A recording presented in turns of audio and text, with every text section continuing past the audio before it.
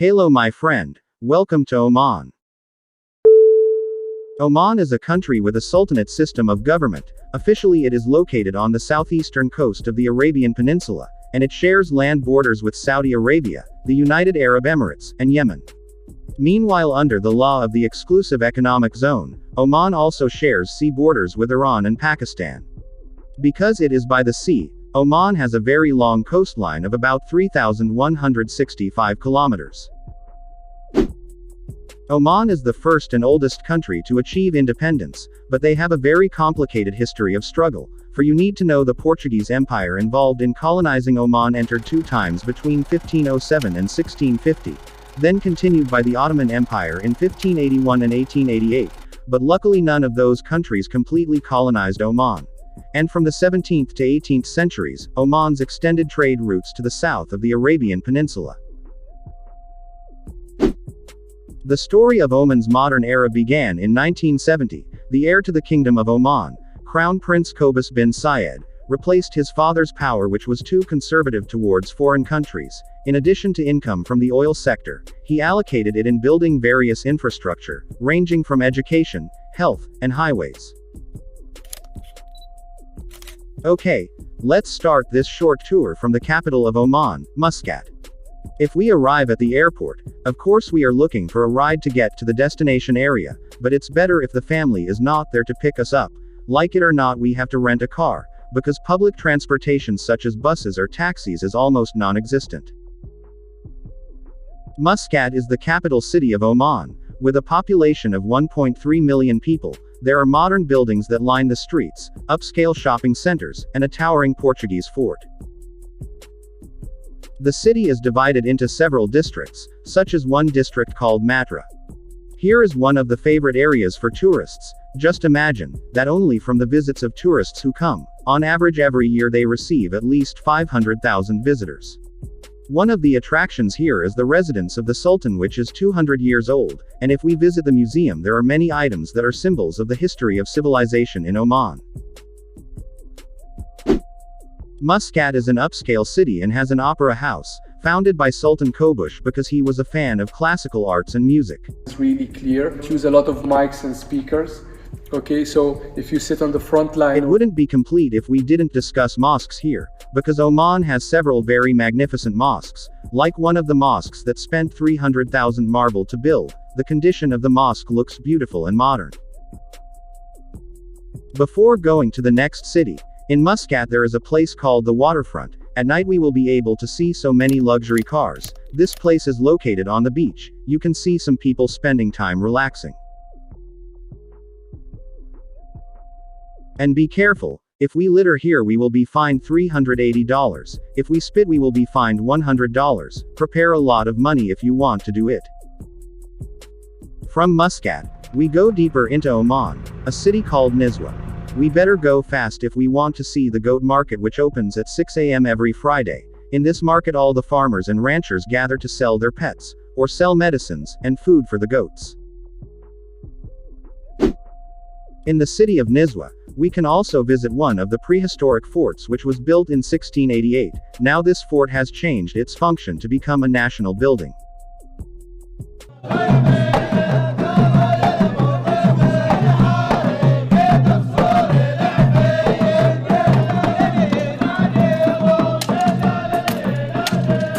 Following the road we will arrive at a valley.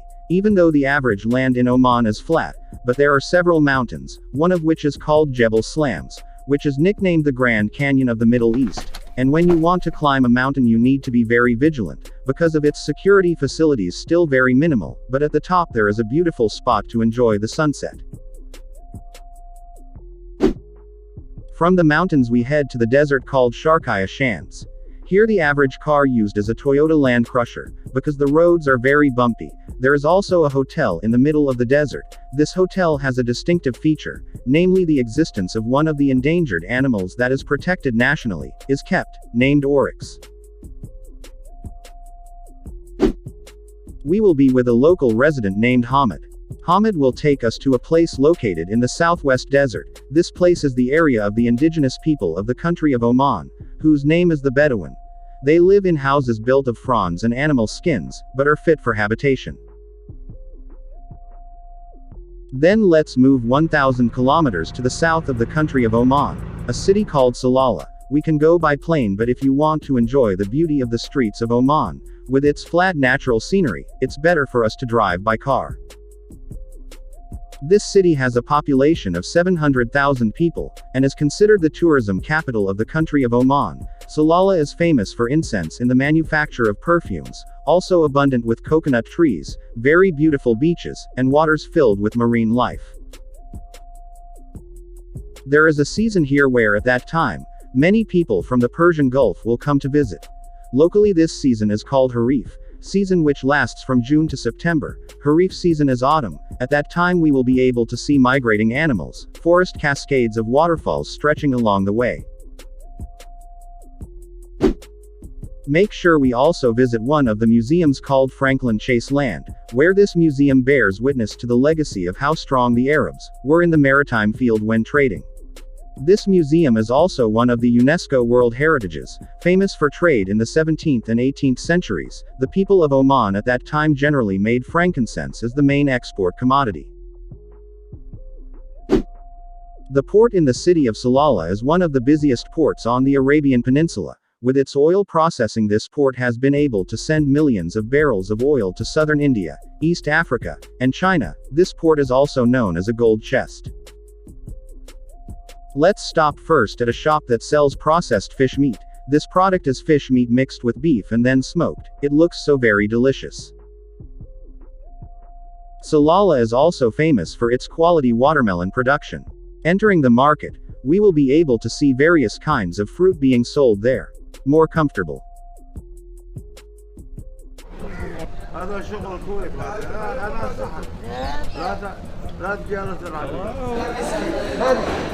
What's the name of the fish? Kingfish. Ever watched a film that tells of a caliph who was famous for his bravery, namely Umar? The film takes several shooting locations here. Then there is one of the ancient forts that is included in cultural and tourism sites in Oman. We will say that this fort was built from a very large array of stones and soil. Congested.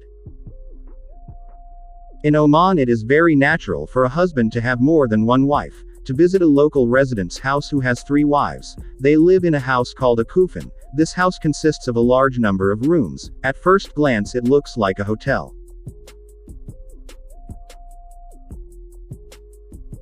Although it is famous for its abundant oil industry, and of course a lot of money, in Oman there is also a poor area called Duqm. Duqm city is located on the shores of the Arabian Sea, formerly a fisherman's settlement, but now it has become a petroleum processing facility. Why is it poor? Because the rich people there are on average immigrants, not from local residents. Walking down the road south of the city of Duqm, we can relax and swim in one of the places called Wadi. At the end of the river there is a waterfall in the middle of a stretch of natural caves.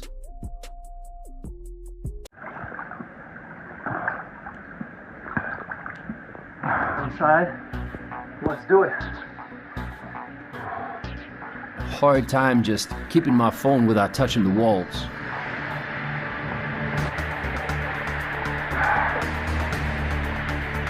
Then we go to a town called Sur. Sur is a very busy city.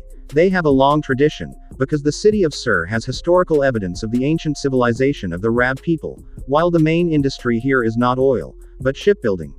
Ever heard the story of Sinbad the sailor from the story of the Land of 1001 Nights? Here is where the sailor lives. When walking along the streets of Oman, there are several signs, or traffic signs that must be considered, such as the Sand Dunes Road sign, where here you have to go slowly, because many roads are covered with sand. Or this sign where many camels roam along the road. Oman has oil reserves ranked 23rd in the world, and if we want to fill up with oil the price is quite cheap. Don't worry if you run out of oil on the road. There are lots of oil filling points here lined up on the side of the road. Oman also acts as the number 3 largest producer of dates on the Arabian Peninsula. Globally, agriculture in Oman also produces limes and seeds. The local currency of the country of Oman is called Rial Oman. This currency is 2.6 times stronger than the dollar. Prepare a lot of money if you want to visit here.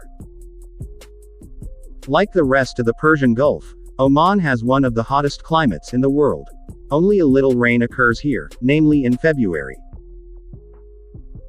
There are many advantages to being a citizen in Oman, namely free education from kindergarten to university, besides that their government also gives people land to build houses, which are about 600 square meters in area. The tourism industry occupies number 2 for Oman in terms of state revenue. Several points are emphasized here, namely the friendliness of the local population, order and comfort, and very complete facilities. It's no wonder that some foreigners who come here decide to stay and settle down. The food here is dominated by camel meat, because it is indeed the favorite food of the local population. The presentation is packaged in the form of kebabs, which are certainly very tasty and refreshing. The constitution in Oman is fully sourced from the holy book of Islam, namely the Al-Quran, which is very effective in its application. It is proven that Oman is one of the safest countries in the world to visit. That's an overview of how people live in Oman. I hope you like the video. Let's work hard, save money, and go to this oil country, Oman.